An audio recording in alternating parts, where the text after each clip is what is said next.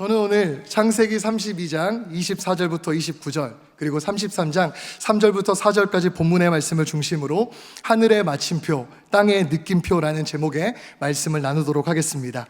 문장 부호 중에 마침표와 느낌표가 있습니다. 마침표는 문장의 끝을 알리는 완결의 의미로 사용됩니다. 또 느낌표는 결론이 난 사실을 목격했을 때 터져나오는 놀람, 기쁨, 감탄의 의미로 사용됩니다. 저는 오늘 이 내용을 설교에 차용하여 이러한 메시지를 전하고 싶습니다. 우리 같이 한번 읽어볼까요? 하늘에서 마침표가 찍히면 땅에서는 느낌표가 터진다. 오늘 본문에서 핵심적으로 알아야 할 인물은 야곱과 에서입니다. 이 둘은 형제이지만 오랜 기간 남남으로 살았습니다. 성도님들께서 잘 아시다시피 장자의 축복을 받는 날 아버지는 첫째 에서를 축복하고자 했고 어머니는 둘째 야곱이 축복을 받았으면 했습니다. 어머니는 잔꾀를 내어 이 야곱을 형 에서처럼 변장시켜 눈이 어두워 있는 아버지에게 가서 형인 척하고 축복을 모조리 받아내게 만듭니다. 이 사실을 뒤늦게 한 에서가 눈이 시뻘거진 눈으로 야곱을 죽이겠다고 찾아 나서기 시작합니다. 이 한 번의 사건이 야곱과 에서를 장장 20년 동안 남남으로 또 원수지간으로 살게 만드는 것이죠. 그렇게 외삼촌 라반의 집에 도망간 이 야곱은 오랜 시간 지내다가 외삼촌과의 여러 가지 갈등의 문제로 인해 더 이상 그곳에 있기 어려운 상황이 벌어집니다. 그때 하나님께서 다시 고향으로 돌아갈 것을 명령하셨고 그는 귀향길에 오르게 됩니다. 여러분, 야곱이 불현듯 고향으로 돌아가려고 하니 누가 마음에 걸렸을까요? 형 에서입니다. 그래서 사람들을 보내서 형의 동태를 살피기 시작합니다. 그런데 돌아온 답변이 굉장히 충격적이었어요. 주인님, 당신의 형 에서가 지금 400명의 군사를 거느리고 당신을 만나려고 이 자리에 진격하여 오고 있다고 합니다. 여러분, 400명의 군사를 데리고 오는 이유가 뭘까요? 야곱을 죽이겠다는 뜻 아니겠습니까? 눈치 빠른 야곱은 400명의 군사를 거느리고 자신을 향해 진격해 오고 있다라는 이 에서의 마음의 저변에 깔린 메시지를 읽은 듯 싶습니다. 이 소식을 들은 그의 반응을 한번 보십시오. 창세기 32장 7절 말씀입니다. 야곱이 심히 두렵고 답답하여. 야곱은 심히 두렵고 답답해 했습니다. 해서 자신이 사용할 수 있는 모든 잔꾀를 동원하여 여러 가지 술책을 짜내기 시작합니다. 소유를 여러 대로 나누어서 형이 오는 지점마다 뇌물 공세를 펼치려고 하고 또 한때가 전멸하면 급히 도망가려는 36개 주랭랑도 계획하기 시작하죠. 그렇게 모든 작전을 짠 뒤 약복강 나루에서 자신 혼자 외롭게 남기 시작합니다. 야곱은 그 현장에서 누군가가 자신을 찾아오는데 그 존재는 하나님이셨습니다. 하나님이 그와 씨름하기 시작하죠. 하나님의 손에 의해 환도뼈가 위골되는 상황에도 불구하고 그는 하나님을 꼭 붙잡고 놓지 않고 끝까지 붙듭니다.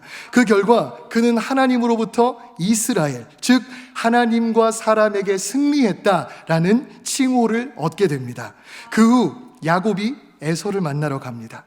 야곱이 기억하는 에서의 마지막 소식은 형 에서가 너를 죽이려고 한다라는 20년 전에 어마어마하고 무시무시한 말이었습니다. 그 후 20년이 지난 지금 400명의 군사를 거느리고 오는 형의 모습을 본 야곱의 마음이 얼마나 떨렸을까요? 심장이 쿵 하고 내려앉는 것만 같았을 것입니다. 그런데 갑자기 에서가 야곱에게 오더니 야곱을 자신의 가슴에 와락 안기 시작합니다. 그러더니 목을 어금맞추고 입을 맞추면서 펑펑 울기 시작을 하는 거죠. 에서와 야곱의 20년간의 갈등이 말도 안 되는 해피엔딩으로 반전이 이루어진 순간이었습니다. 여러분, 여기서 이야기를 종합해보면 이렇습니다. 야곱은 지금 심히 두렵고 답답한 문제를 만났습니다. 자신의 힘으로 해결할 수 없는 문제였습니다. 그 어떤 잔꾀를 부려도 가능성이 나오지 않는, 답이 나오지 않는 암담한 현실이었습니다. 그런데 야곱이 홀로 남아 하나님과 씨름을 했고 그 안에서 하나님으로부터 승리자라는 칭호를 얻게 되자 누구도 풀 수 없었던 20년간의 갈등의 골이 눈물과 화해의 반전으로 놀라운 기적을 경험하게 되는 것입니다. 그렇습니다, 여러분. 우리 인생도 마찬가지입니다. 우리는 각자가 상황만 다를 뿐 모두가 다 야곱처럼 심히 답답하고 두려운 상황을 마주합니다. 누구에게는 마음의 우울로, 누구에게는 건강의 고통으로, 누구에게는 재정적인 어려움으로, 누구에게는 성적과 진로와 취업의 문제로, 누구에게는 자녀의 문제 등으로 말입니다. 우리 모두는 다 약한 존재이기 때문에 이런 문제를 만나면 누구나 예외 없이 심히 두렵고 답답해합니다. 이런 문제의 상황 앞에서 안타까운 것은 우리의 시야는 하늘의 세계를 바라보기보다 문제를 해결하는 땅에만 몰두되어 있다는 사실입니다. 이렇게 앞에서 설교하고 있는 저조차도 그런 문제와 상황을 만나면 초조해하고 불안해하며 잔꾀를 짜내기 바쁜 것입니다. 그러나 오늘 본문에서 보듯이 심히 두렵고 답답한 인생의 문제는 사람의 모략으로 해결되는 것이 아닙니다. 오히려 그 땅의 일들에만 몰두되어 있는 시선을 들어서 하늘을 바라보기 시작할 때, 하늘의 세계에 접속하기 시작할 때, 하나님과의 영적인 씨름을 하기 시작할 때 생각하지도 못하는 반전의 결과가 나타난다는 것입니다. 다시 말해, 눈에 보이지 않는 영적인 세계에서 하나님께서 마침표를 찍어주실 때 눈에 보이는 현실 세계에서 경탄의 느낌표, 놀라움의 느낌표, 기적의 느낌표가 터져 나오는 것입니다. 이 사실을 요한복음 4장에서도 뒷받침해 주고 있습니다. 예수님께서 갈릴리로 이동하실 때 왕의 신하를 만나게 됩니다. 그 신하가 목이 메인 채로 병에 걸려 죽게 된 자신의 아들을 살려달라고 예수님께 애원하죠. 그러자 예수님께서 가라, 네 아들이 살아있다 라고 말씀하십니다. 그래서 신하가 이 말씀을 믿고 집에 돌아가는 길에 자신의 종들이 뛰어와서 숨을 헐레벌떡하며 주인에게 말을 걸기 시작합니다. 주인님, 아드님이 살아나셨습니다. 정말 믿기지 못한 기적이 일어났습니다. 그러자 신하가 물어보죠. 우리 아들이 회복된 시점이 언제이니? 그러자 종들이 말합니다. 어제 저녁 7시에 열기가 떨어졌습니다. 이 이야기를 들은 신하가 시간을 계산해 보니 예수님이 가라, 네 아들이 살아있다 라고 말씀하시던 그때임을 깨닫고 온 가족이 예수님을 믿게 됩니다. 여러분, 여기서도 증언하는 바가 무엇입니까? 이 신하가 자기 자신이 도저히 해결할 수 없는 문제 앞에서 심히 두렵고 답답한 마음이었습니다. 그런데 이 신하가 땅의 시선을 하늘로 들기 시작하고 하늘의 세계에 접속하기 시작하며 예수님과의 영적인 씨름의 세계로 나아가기 시작했습니다.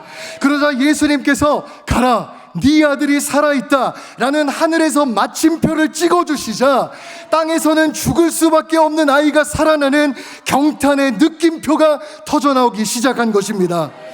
여러분, 그렇다면 이 사실을 조금 더 구체적으로 또 실제적으로 땅의 시선을 하늘에 둔다는 것, 하늘의 세계에 접속한다는 것, 하나님과 영적인 씨름으로 나아간다는 것을 무엇으로 말할 수 있겠습니까? 저는 그것을 기도라고 말하고 싶습니다. 우리가 기도를 생각할 때 보이지도 않는 하나님이 내 기도 듣고 계신지 안 듣고 계신지도 모른 채 그냥 주저리 희망 회로를 돌리는 게 아닙니다. 당장 문제가 생겼으니까 뭐라도 한번 해보자 라는 여러 가능성들 중에 고르는 것도 아닙니다. 우리가 기도하기 시작하면 눈에 보이지 않는 하늘의 세계에 접속하는 일들이 생겨납니다.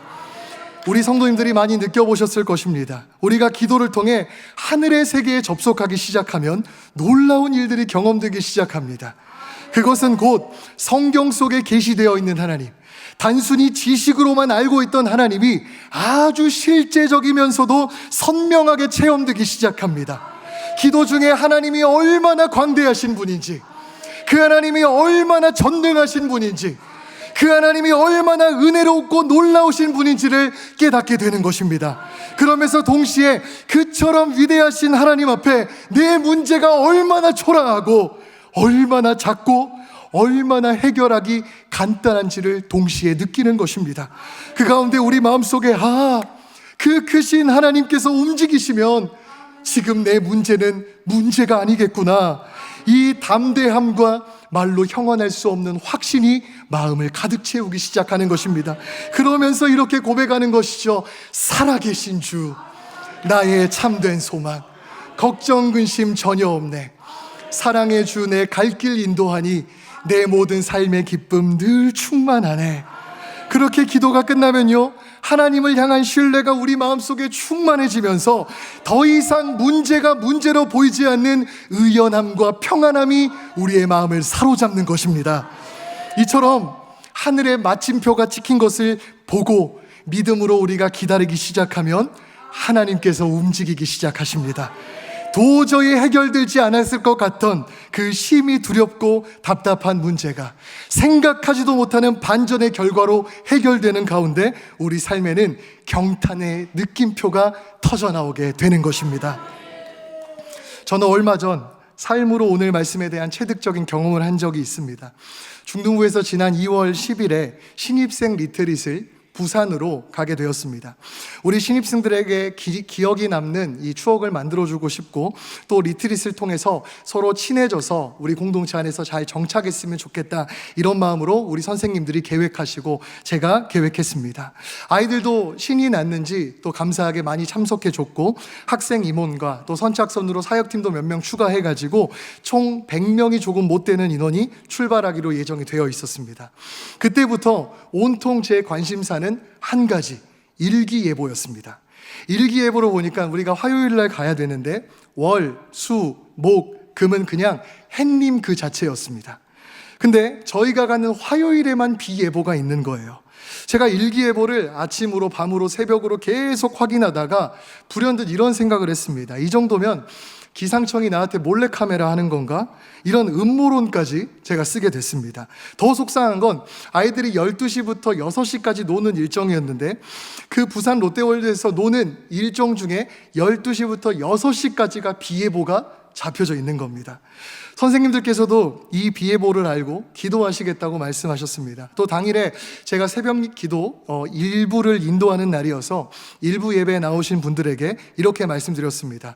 우리 아이들이 오늘 부산에 가는데 안타깝게 오후에 비예보가 예정되어 있습니다. 비를 주신 분도 하나님이시기 때문에 감사하겠지만 그래도 교육자 마음으론 아이들이 좀 잘 놀 수 있도록 날씨가 좀 비가 그쳤으면 좋겠습니다. 성도님들의 중보를 부탁드리겠습니다 라고 말씀드렸습니다. 오전 7시에 아이들이 교회 앞에 모였고 출발을 하는데 비가 여전히 내리기 시작했습니다. 부산에 도착해도 여전히 비는 내렸고 아이들은 버스에서 내리면서 우비와 우산을 쓰기 시작했습니다. 우선 점심을 먹어야 했기 때문에 놀이공원 안에 있는 식당으로 들어가서 식사를 했습니다. 놀이공원을 한 바퀴 돌고 뒤늦게 들어온 아이들이 있었는데 걔네들이 식당에 들어오면서 이렇게 말을 하는 겁니다. 여기서 꼭 타야 되는 메인 놀이기구들이 다 비가 와서 운행을 안 한대요. 그래서 실제 우리 중등부 선생님 중에 한 분이 롯데월드 측에 전화를 했습니다. 우리가 인원을 100명 가까이를 데리고 왔는데 메인 놀이기구 운행해 줘야 될 거 아니냐라고 이렇게 말을 했는데 돌아온 답변은 비가 그쳐야만 운행이 가능하다라는 답변뿐이었습니다. 그때부터 저는 이스라엘 백성들의 광야 생활 간접 체험 1일권에 강제 당첨돼서 원치 않은 원성과 아우성을 듣기 시작했습니다. 아이들이 목사님 제가 조금 과장해서 한 3,000번은 목사님을 들은 것 같습니다. 그래서 제가 나중에는 나를 더 이상 부르지 말라고 도망을 갔습니다. 또 어떤 아이들은 입이 이렇게 나와가지고 이럴 거면 집에 있었지 괜히 와가지고 이게 뭐야 라고 말하기 시작했습니다. 성경에서 나타난 이스라엘 백성들의 모습이 하나도 틀린 게 없이 똑같이 재현이 됐습니다. 그러면서 제가 이런 생각을 했습니다. 야, 모세가 이스라엘 백성들한테 열이 받아서 반석을 지팡이로 2번 쳤는데 2번 친 거면 적게 친 거구나. 야, 확실히 온유하긴 온유하신 분이다. 이런 묘한 존경심이 생기기 시작을 하더라고요. 제가 경험을 해보니까 손에 지팡이가 있었다면 반석을 칠 게 아니라 이스라엘 백성들을 치고 다니지 않았을까. 이런 악한 생각을 잠시 좀 해보게 됐었습니다. 여하간 비는 오고 메인 놀이기구는 운영하지 않고 아이들은 실망해 있고 그야말로 심히 두렵고 답답한 상황이었습니다. 식당에 나가기 전 한 아이가 저에게 물었습니다. 목사님, 비 언제 그쳐요? 라고 묻길래 제가 말했습니다. 이제 곧 그칠 거야 했지만 속으로는 몸에 어찌했을까 이렇게 말을 했었죠. 근데 신기한 일이 벌어졌습니다. 하나님께서 전능하신 손으로 하늘의 창문을 닫으시기 시작하는 거예요. 하늘은 그야말로 언제 비가 떨어져도 이상하지 않을 정도로 새까맸습니다. 그런데 아이들이 점심을 먹고 나오자 비가 그치기 시작하는 거예요. 또 메인 놀이기구들도 정상적으로 운영을 하기 시작했습니다. 제가 아까 화요일에 리트릿을 갔는데 월, 수, 목, 금은 햇님이라고 말씀드렸지 않습니까? 그러니까 사람들이 굳이 화요일에 올까요? 안 올까요? 일부러 놀이기구 타러 안 오죠. 다른 날이 다 쨍쨍한데 말입니다. 그래서 저희 교회가 전세를 낸 것처럼 놀이기구를 이용하기 시작했습니다. 한두 시간 메인 기구 타려면 기다려야 되는데 저희는 메인 놀이기구를 5분이면 타고 10분이면 타기 시작했습니다. 실제로 메인 놀이기구를 10번에서 15번 타다가 실제 구토를 한 애가 있었습니다. 그래서 목사님 저 토했어요 라고 말하면서 웃으면서 말하고 다시 놀이기구를 타러 가는데 이게 맞나라는 생각이 들면서 진심 혼란스러웠습니다. 그만큼 아이들이 너무너무 재밌어하고 행복해하는 거예요. 그리고 마지막 단체 사진을 딱 찍고 집으로 돌아갈 버스로 가고 있는데 그때부터 비가 부슬부슬 내리기 시작하는 거예요. 그러더니 버스를 타니까 그 귀가하는 버스 안에 비가 쏟아지기 시작하는 겁니다. 정확히 아이들이 노는 시간에만 비 예보가 있었는데 그 예보가 반대가 돼서 아이들이 노는 시간에만 비가 오지 않은 역사가 일어난 것이죠. 버스 안에 돌아오면서 참 신기하다 이런 생각이 들었습니다. 그러면서 문득 마음속에서 이런 생각이 스쳐 지나갔습니다. 우리 선생님들께서 기도한다고 하셨지. 일부 새벽 예배 성도님들께서 함께 중보해 주셨지. 그 기도가 하늘에서 마침표로 찍히니 땅에서 느낌표가 터지는 거구나. 이러한 깨달음이 마음에 잔잔히 다가오면서 얼마나 감격하고 감사한지 모릅니다. 이처럼 기도하는 우리는 약할지라도 그 기도를 들으시는 하나님은 강하십니다. 기도하는 우리는 능력이 없을지라도 그 기도를 들으시는 하나님은 전능하십니다. 우리가 자신을 위해, 가정을 위해, 교회를 위해 하는 모든 기도는 응답의 시기만 다를 뿐 반드시 가장 정확한 때에 가장 좋은 것으로 응답되는 것입니다. 여러분, 이 사실을 믿는다면 이제 우리는 한 걸음 더 나아가 이제는 기도의 지경을 넓혀 나가야 합니다.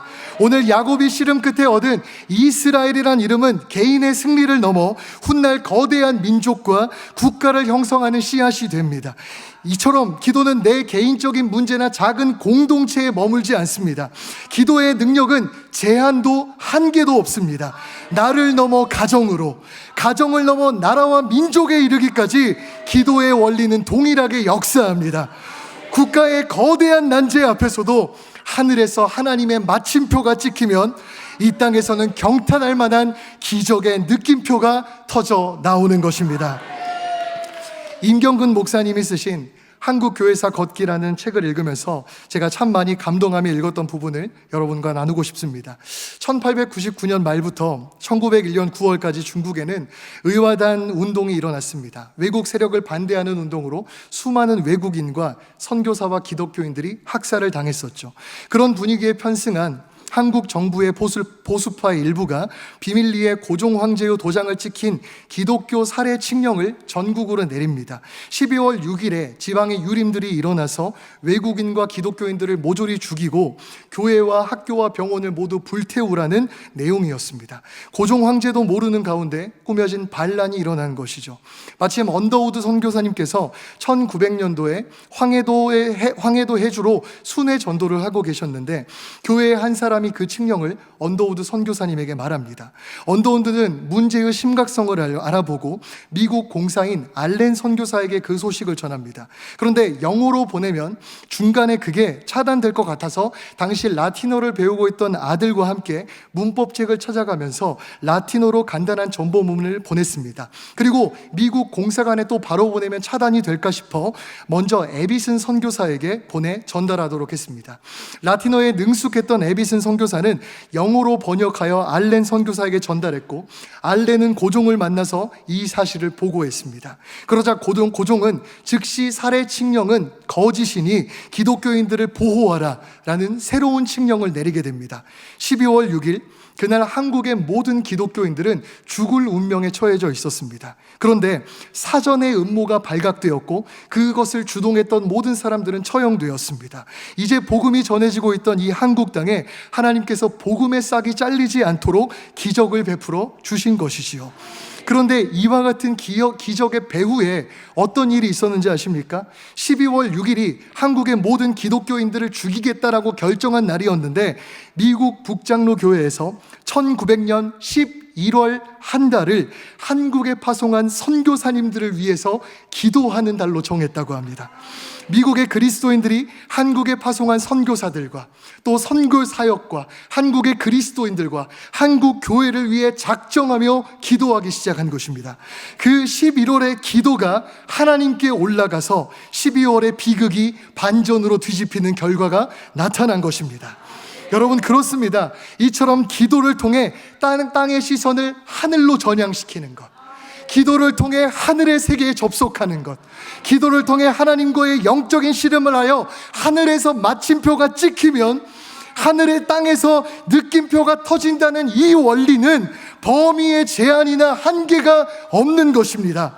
기도는 우리의 개인의 소원과 우리의 가정의 문제와 우리 교회의 기도 제목에 대한 응답에서 더 나아가 우리 나라를 살리는 변화에게까지 이루어낸다는 사실입니다. 그래서 성경은 이렇게 말하죠. 역대하 7장 14절을 우리 같이 한번 읽어보겠습니다. 다 같이요. 내 이름으로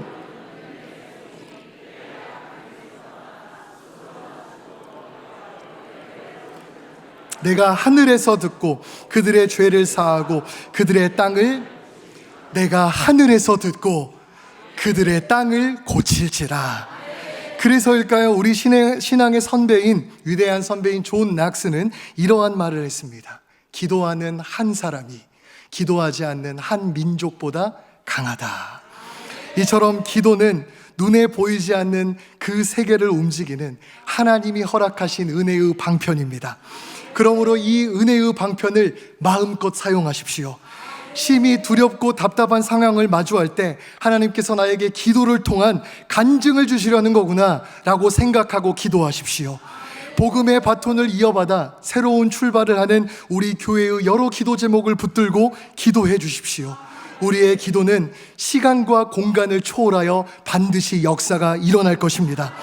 더 나아가 대립과 반목으로 얼룩지고 하나님을 거스르는 문화가 대세가 되어가고 있는 조국 대한민국을 위해 기도해 주십시오.